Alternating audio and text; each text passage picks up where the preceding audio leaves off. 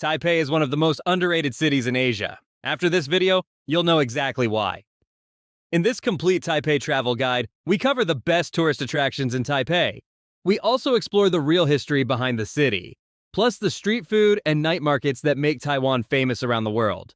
Whether you're planning a trip to Taiwan or just love travel documentaries, this one's for you. Most people think Taipei is just a stopover, a place you pass through on the way to somewhere else in Asia. They're wrong. This city has skyscrapers built to survive earthquakes and typhoons, temples where dragons and Wall Street collide, and night markets that will genuinely change how you think about street food. I'm going to show you the best things to do in Taipei, the real history that shaped this city, and yes, we're going to eat a lot of food. If you're planning a trip to Taiwan, or you just want to feel like you're here, stick around because this is everything you need to know about Taipei. Let's go. Let's start with the obvious one, Taipei 101. For years, this was the tallest building in the world, and it's still the symbol of the city. What most visitors don't know is there's a giant tuned mass damper inside a 660-ton steel ball that keeps the building stable during typhoons and earthquakes. You can actually see it from the observation deck. Here's how it works. When the building sways from wind or an earthquake, the ball swings in the opposite direction, acting like a pendulum.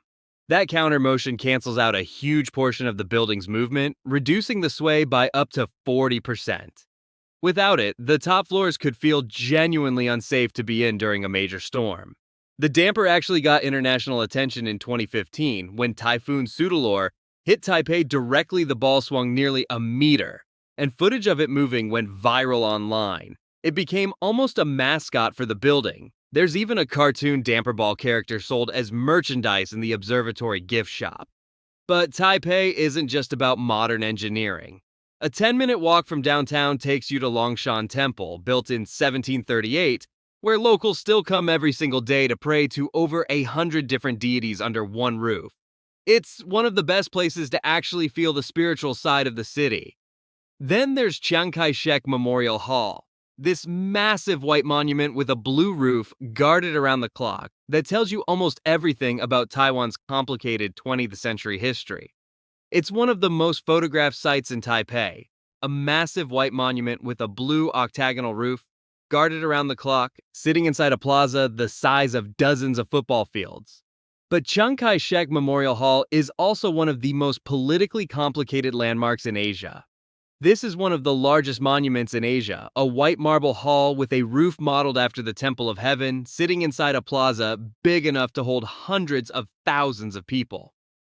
Tourists come here for the photos and the changing of the guard, but almost nobody who visits knows the full story because this isn't just a monument. It's arguably the most politically loaded building in Taiwan. Some people want to protect it, others have spent decades trying to tear it down.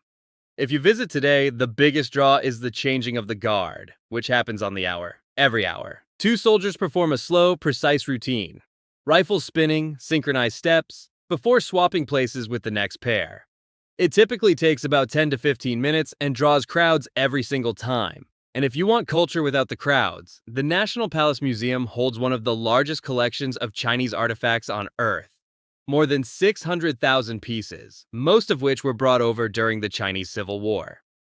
Last stop for this section, Ximending. Think Shibuya, but with a Taiwanese accent, street performers, indie fashion, and the best people watching in the city. Ximending is Taipei's youth culture and shopping district. Think a mix of Shibuya and Times Square, but more walkable and a lot cheaper. Here's what's worth doing.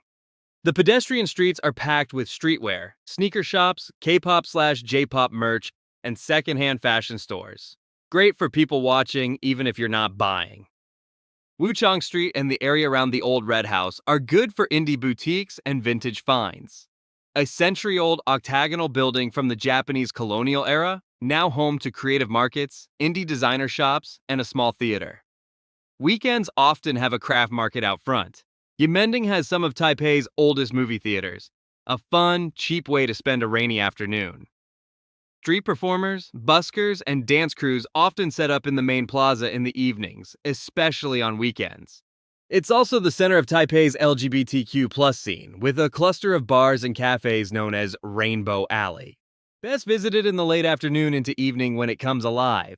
It gets crowded on weekends. Weekday evenings are more relaxed. Nearest MRT stop is Haimen Station. Exit 6 drops you right into the pedestrian zone. Okay, this is the part you've been waiting for. Taipei's food scene, especially its night markets, is genuinely one of the best in the world. And we're starting here. Shilin Night Market, the biggest and most famous one in the city. First up, stinky tofu. Yes, it smells exactly like the name suggests. Fermented tofu, deep fried, served with pickled cabbage. It's polarizing, but it's a rite of passage. Next, the oyster omelet. Fresh oysters, egg, and a starchy batter that gets pan-fried until crispy on the edges, topped with a sweet savory sauce. This is comfort food, Taiwan style. We can't talk about Taiwanese food without beef noodle soup. Some say it was invented right here in Taiwan by soldiers who came over in 1949. Slow braised beef, hand-pulled noodles, a rich soy and spice broth. Honestly, one of the best bowls of noodles anywhere in Asia.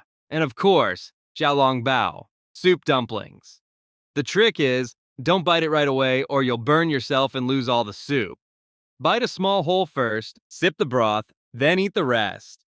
Taipei is also where modern bubble tea was invented, back in the 1980s. So no trip is complete without a cup of the original. And honestly, the tea here just hits different. Last one, braised pork rice or lu ru fan. Simple, cheap, and on every corner. Slow-cooked pork belly over steamed rice. If you only try one everyday Taiwanese dish, make it this one. Pro tip, come hungry, order small portions of everything, and just work your way down the street. That's how the locals do it. Taipei skyline at sunset behind So. Ancient temples next to skyscrapers, a history that runs through 4 different rulers in 400 years, and food that might genuinely be some of the best in Asia. That's Taipei. Here's what actually makes a Taipei 101 visit smoother: booking and timing. Buy tickets online in advance. It's usually cheaper than at the door and lets you skip the ticket line. You'll still queue for security/elevator. Go at sunset. You get daytime views, watch the city lights turn on, and see the night skyline. Best of all worlds in one visit. Avoid weekends and Taiwanese public holidays if you can. Weekday mornings, right at opening, or late afternoon on a weekday are the quietest. The observatory is on the 89th floor, indoor, with an outdoor deck on 91. Check the outdoor deck is open as it closes in bad weather/high wind. The elevator. It's one of the fastest in the world, 89 floors in under 40 seconds. Your ears will pop, swallowing or yawning helps. Don't skip the damper ball. The 660-ton tuned mass damper, the giant gold ball that keeps the building stable in typhoons, earthquakes, is visible on the 87th floor on your way down. A lot of tourists rush through and miss it. It's genuinely one of the coolest parts. Money-saving tip. If you just want photos of the building rather than the view from it, skip the observatory entirely.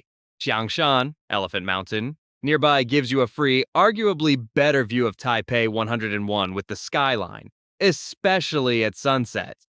It's a short, moderately steep hike, approximately 20-30 minutes. Combined with the neighborhood Taipei 101 sits in Xinyi district, so pair your visit with the mall at its base, Taipei 101 Mall, or walk to the nearby Xinyi shopping nightlife area afterward. Practical nearest MRT, Taipei 101 World Trade Center Station, Exit 4. Bring a light jacket. It's noticeably cooler and windier on the observation deck. Photography through the glass, an angled lens hood, or holding your phone flush against the glass cuts down on reflections. If you're planning a trip to Taiwan, drop your questions in the comments. I'll answer as many as I can. And if this video helped you, hit subscribe because we've got a lot more of Taiwan coming, including a full breakdown of Tarako Gorge and Taiwan's night train system. Thanks for watching. I'll see you in the next one.